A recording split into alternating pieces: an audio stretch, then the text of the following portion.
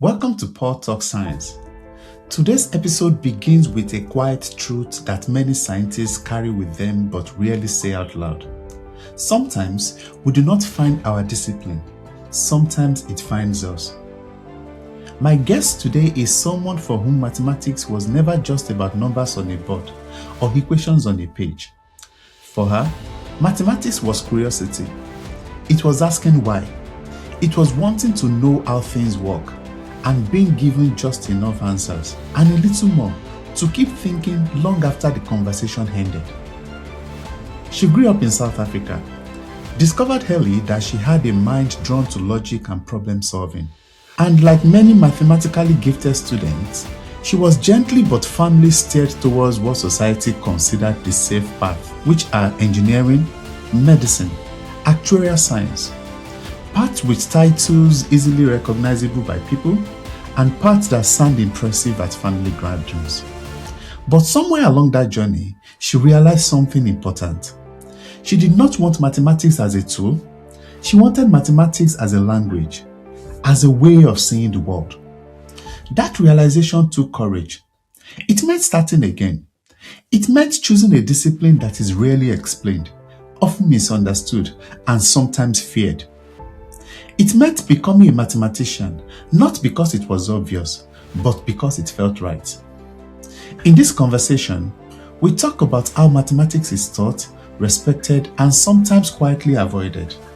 We explore topology, a field that asks what stays the same when shapes are stretched, twisted, and transformed, and how ideas born in pure mathematics are now finding their way into cancer diagnosis, ecology, and data science.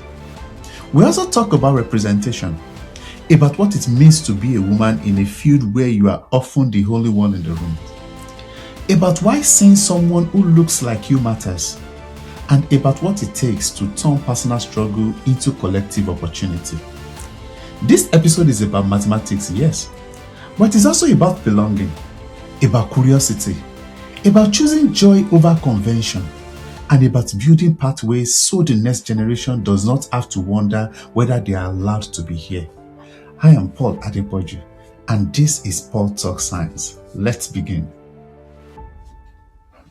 Let's start with how you discovered mathematics. So what was the journey for you? Maybe it's more like mathematics discovered me. The irony of it. But from a young age, I always was mathematically inclined in the sense that I was curious. I wanted to know how things work. I was always asking my parents questions. And so my dad took up the opportunity to basically, whenever I asked a question, he'd give me information overload. That's what he tells me. He would give me the information that I need and a bit more so I can go back and think. So I think that helped develop my thinking processes, helped me think logically, want to do problem solving. And then at school, mathematics was a subject that I succeeded at, probably because of the way my parents psychologically trained me, So I always liked it at school. But then, when it comes a time when you must now choose what to apply for at university, I think that's where society kind of failed me, or the people around me kind of failed me, perhaps. Because instead of telling me become a mathematician, which is what I should have been told, I was told, do actuarial science, that sort of thing.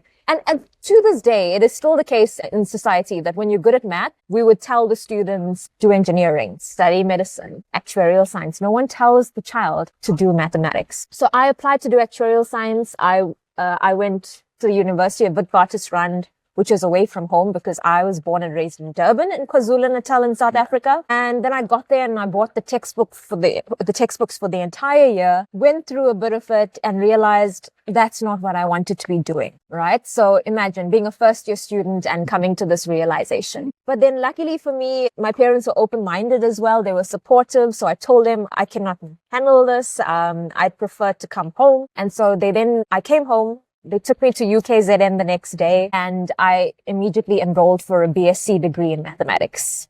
And that has been my path since then, doing mathematics. You see something you can do with math. Even when I got to university, I knew I liked math, but I didn't know what about the mathematics or which type of mathematics I want to do. It's so vast. You think you know all about it, but there is so much that you don't know. That's what you realize. It's extremely vast. It's an entire new world. It's pure mathematics. It's applied mathematics. And it's figuring out where you where you belong, what excites you. Yeah. And my journey in university as an undergraduate was basically trying to find out which part of mathematics excited me the most. And then luckily for me, there was a lecturer who taught me second year mathematics whom I think identified something in me. He realized, that maybe she has some potential to do well in something. And so he showed me a topology textbook when I completed his course, and he told me, answer the first 10 questions, the first 10 exercises. And so that was the start for me. I never knew what topology was. Topology is something that you're exposed to at honors level in fourth year undergrad, basically. And I was a second year student, so I was curious. I started reading this. I answered the exercises, sent it to him, and he corrected me, guided me, showed me where I was right and where I needed to improve my understanding. And since then, I've been doing topology. Wow. Wow. How would you describe the societal respect around mathematics? Yeah. So I think, there's a vast change, right? I would, the word respect, I think maybe we're on shaky ground. Reverence. There's definitely a reverence, but there is also, an anxiety towards mathematics, right? People regard it as a subject that's hard, and they immediately step away from it rather than taking up the challenge. I mean, if one simply dedicates some time to understand the concept, you would soon realize that you actually enjoy thinking in that way. So I think most of the time it's simply that the students are not given the opportunity to explore enough to realize what they like and what they dislike. And it's our own prejudices or our own sort of assumptions, or what could I say, the way society steers you away or towards mathematics is what is now changing the perception. But right now in South Africa, I think that in particular, we do have deep respect for the subject, seeing how it's changing society, adding value to society. And even in this institution, I mean, we're here for the HLF. We're celebrating mathematics. So yeah. Then I'm happy you brought up HLF, because there are lots of, this is like a constellation of the best across the world. So you coming from South Africa, understanding the way math is playing out over there and here, so how would you describe the difference? And what unique opportunities do you think a place somewhere like you, a place like South Africa or African continent, can contribute to the global math ecosystem? So you see, in South Africa, we have numerous people who are putting in efforts to make sure that the mathematical and statistical sciences receive the attention that it deserves. One of those people is Professor Leiso Nongwa, and he was the previous Vice Chancellor of the University of the Witwatersrand. He is actually here at the HLF as well. And he has been supporting numerous early career academics and students who want to pursue careers in mathematical sciences. So there's a huge drive. And I think by us having an opportunity to come to this central stage, this world stage, to gain exposure, to talk to people from across the world at this space, this is what we need in order to have mobility, in order to collaborate, and in order to bring big ideas and inspiration back to Africa. That's what it's all about.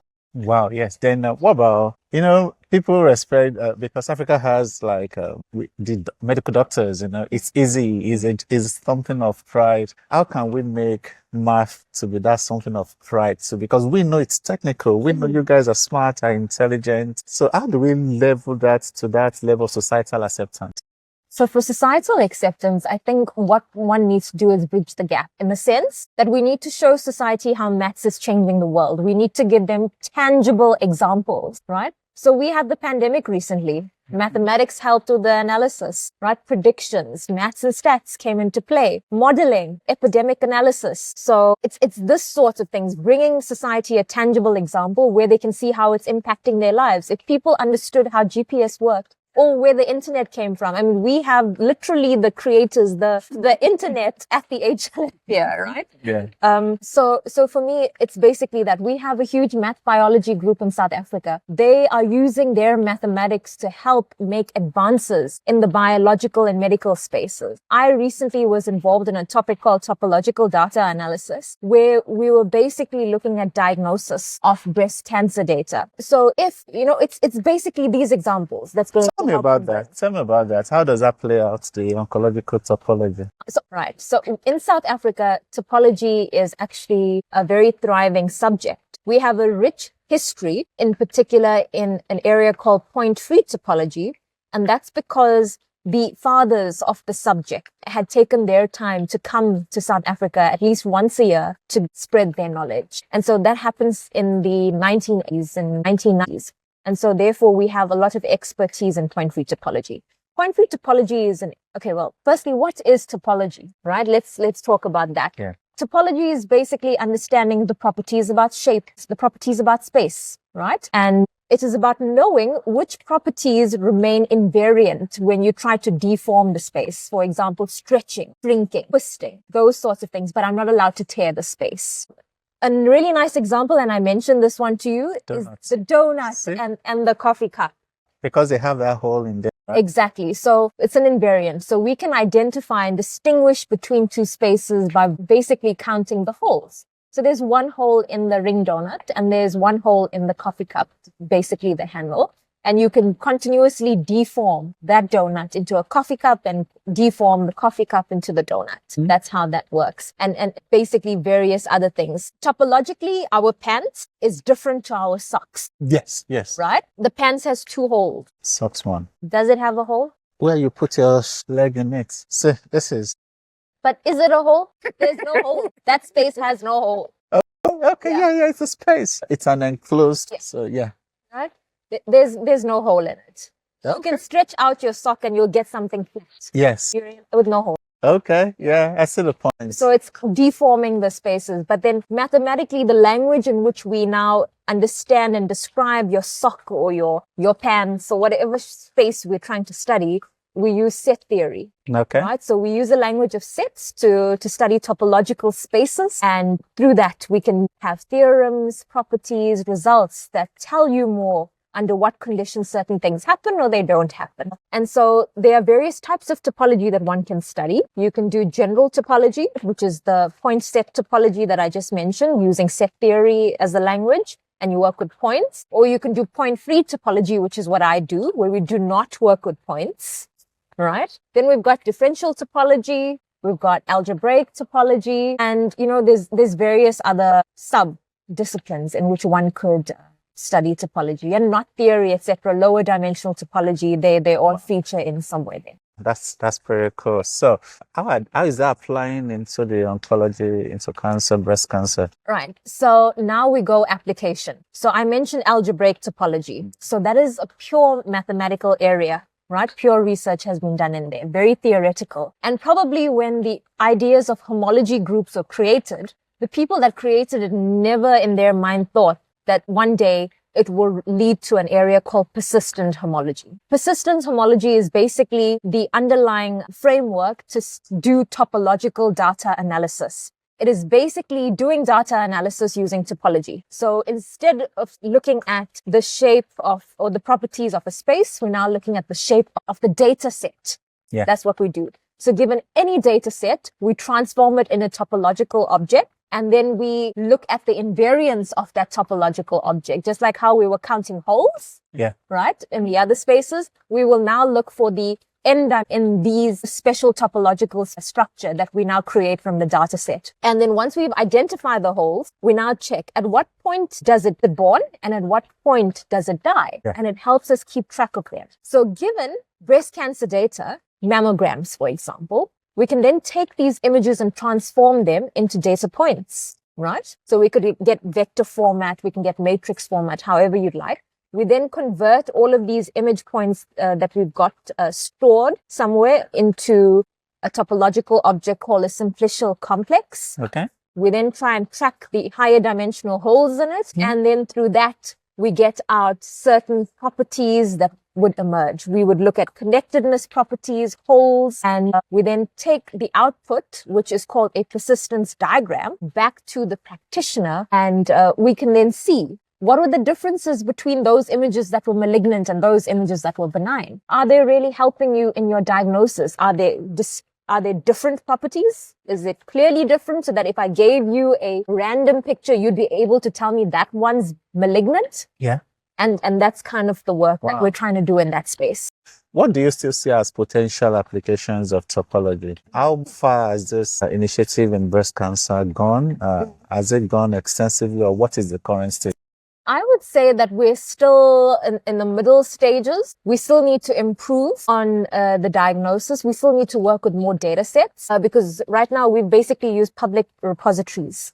Right? And the restriction is the data that we can get access to because it's personal information. So there's a lot more that we can do in the breast cancer space. There's also various other applications when it comes to topological data analysis. For example, in ecology, biodiversity, trying to predict when a species is going to go extinct and when can we implement policies to ensure that these species are protected. Then looking at detecting fraud in the bank or customer habits. We could do those sorts of things if we have access to that data. So we were actually engaging with a few banks in South Africa to see how we could work together to help them. Wow.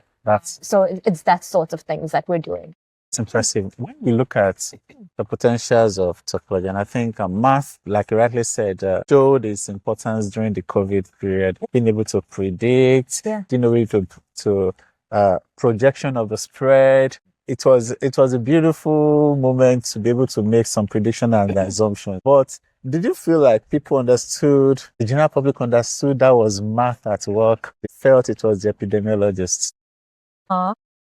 Do you think you guys are selling yourselves? And probably not. Why are you guys so cool? Usually, I don't want to stereotype, but usually we don't like to put ourselves out there. Yes, we should. Yeah, so the potential replacement, because I'm looking at ways that you can still continue, because I think to general public, application is still the major way 100%. To get them. Even if you're approaching governments for more funding, we are trying to tell them, they will ask you, what is the importance of this? So what do you still see as people are prioritizing a lot of health? Health is still a major thing. And they are compared to other options that is available to the clinician. So how can we still get the best? The technology may not still be there. The application might not have gotten to that point. So, as an expert, how disruptive do you see topology's potentials in the health sector in Africa? That is also unique. That'll be unique to the African continent.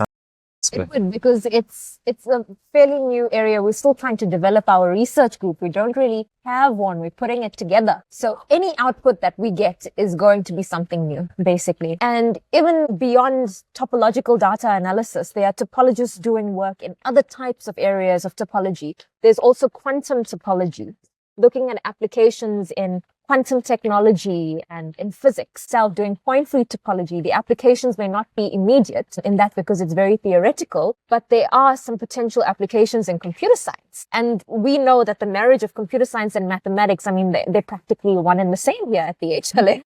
So how do you enjoy the theoretical space? I know for many people, it doesn't necessarily have to translate into application. Yes. It doesn't have to automatically. So what does that theoretical phase look like for you as a person? Just staying there? So that's where I was born as a mathematician, and that's where I feel most of my career may remain, although I'm trying to dabble in topological data analysis. So I'm trying to strike a balance, but I know that I'm more skewed towards the pure math. And for me, I'm also okay knowing that I would prove a theorem that may not have an application. But I know that that theorem is advancing that area of mathematics. And for me, that's good enough. But it's also a very selfish thing if one thinks about it, right? Because I'm doing that because of my satisfaction. I know I feel good when I'm done. That's why the pure mathematician does their work. They feel happy doing it, right? They have this motivation. You can be stuck on the problem for months and years, but you'll still go back to it. And then when you crack it, it is the best feeling ever. So for me, I'm in it for that reason as well. That's what I enjoy doing. And if you enjoy doing it, you should do it, right? Yeah. Happiness is the main goal of life. So now, female involvement, the girl child motivation from mathematics. And so what continues to still be the motivation for you to stay in that field, considering it's not probably a conventionally feminine space to be in? No, 100%. Yeah, okay. So Paul, I said the work I do is somewhat selfish, right? And how I strike the balance is that I give a lot of my time into helping society and like service to humanity. So community engagement is a major part of my life. And what I did, because I myself, as you mentioned, women are very underrepresented. very few women in science and mathematics in South Africa themselves. I myself as a student was one of the only girls in the third year, the honors classes that I sat in. I was the only girl in class. My PhD and master's supervisor was a female mathematician, and I think that in itself attracted me. I saw maybe myself in her, and I felt comfortable in the space because I saw that there was a woman in mathematics, but that too, she was practically the only woman in mathematics in that field in that department. Wow. So those experiences led me to conceptualizing a program called STEM Ment Hub. And I launched it in 2022 in South Africa. And the idea is that we identify the girl child who wants to pursue a career in STEM. And we catch them in grade 11, grade 12. They get nominated by their teacher or their school principal. We shortlist them and we induct them into the program. When they're inducted, we pair them with an academic mentor. So if the student wants to become a mathematician, then she's paired with a mathematician. I currently mentor a student as well. We then help them bridge the school-university gap. We help them with their applications into university. We pay the fees associated with that. We expose them to role models. We help them take career assessments. There's various things that we do through this program. This year, we're now at 7 universities in South Africa, and we've inducted around 70 students this year, and it's growing. So I'm trying to make some type of tangible difference because I know the challenges I face, and I'm trying to make it easier for the next gen. Tell me about a person you are mentoring. So she is currently a grade 12 student. Her name's Keisha, and she was attracted to mathematics, but she didn't know what exactly she wanted to do. So she had a career assessment done, and it reinforced her feelings towards mathematics and her options. So she's kept things very broad, and I've guided her towards mathematics, but I've also told her that she ultimately must decide what it is that she wants to do. She's also not just applied for BSc in mathematics, but she's also applied for a BSc engineering degree because she's also shared with me her love for understanding how mathematics leads to building and constructing and that sort of thing. So we're trying to strike the balance. It doesn't matter to me whether she becomes a mathematician or an engineer. She must do exactly what she loves. Absolutely, absolutely. And I think on a broader scale, what do you think can make a significant, widespread difference on females, increasing the number of African girls in math and computer science? We need them to see Black female mathematicians. They need to see that they belong in that space. They need to know that it is an option, number one, that you can do mathematics. It is not a boy-only subject, right? They should not feel that way. I don't think girls are encouraged enough in school. So we as a society need to play a role in ensuring that girls feel that they have the opportunity to do whatever they want because they can. So what's your current research interest and at what point will you feel fulfilled as a mathematician? What is your measurement of fulfillment? The moment I do something, I'm on to the next. That's the problem. But I do feel fulfilled when I see our girls achieving things. When I see that we are making a difference. And that for me is fulfillment. So what does your life outside mathematics looks like? I'm just a normal person, I'm a normal girl. Are you sure? I like exercising. Okay. I like going to the gym. I lift weights. Yes. I enjoy going. What's the highest?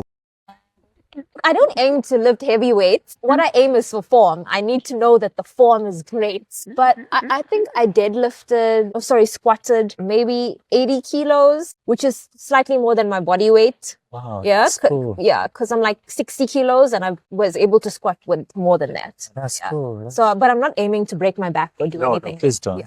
But that's the most. Yeah. But I don't do that all the time. So it's just once to test my strength because I need to know what is my max. When do I fail? And that's how you check if you're improving or you're not. So what's your favorite publication to read that is also locally relevant? So for me, it's reading any point-free topology paper. Okay. That's the subject that I'm in. So whenever there's new results that are out, it keeps me going. I need to know what is being done so I know what can be done next. Can that result inspire me to do something else? Can it help me with something I'm doing right now? Those are the things I look for. So what connections have you been able to build over here? So I actually connected with an alumni who I've known previously, but did not realize that we both that we're both working in topological data analysis. And it was just such an amazing connection because we were both shocked. And he was like, no, I'm planning this workshop. And I'm like, no, you need to come to South Africa. That sort of thing. So I'm looking forward to it. It's actually Georgie. So I'm looking forward to working with him. Yeah. Thanks. So, As you can tell, my hand is frozen. Oh.